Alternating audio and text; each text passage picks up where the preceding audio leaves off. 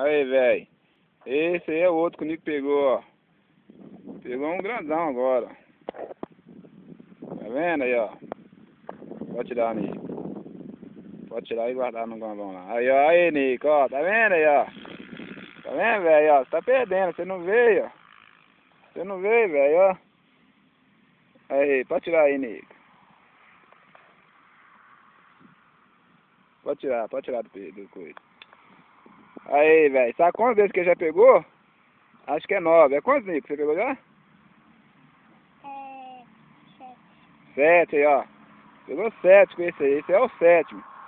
E nós nem começou ainda, hein, velho. Nem começou ainda, o rapaz tá pegando essa tilapinha aí, ó. Entendeu?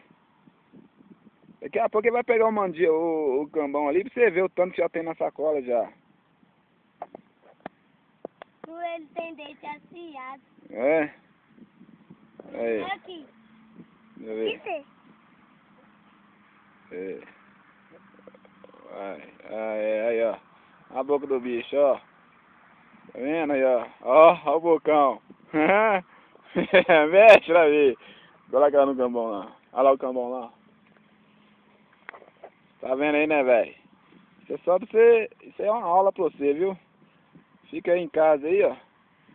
Aí, ó. Olha o tanto que tem no gambão ali. Eu vou levar ali pra você ver, ó. Olha um monte, ó.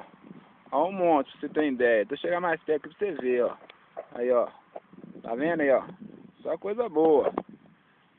Isso aí pra... Esse fritinho é uma delícia. Pra guardar outro aí. Vai enchendo esse negócio aí. Mas que acabar de encher, ó. Tá vendo aí, velho, ó? Ó o bicho pulando, ó. Ó, vem no papai, vem.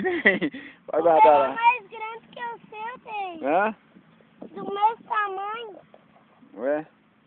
Esse é maior do que o meu ainda. É. Esse é maior do que o meu.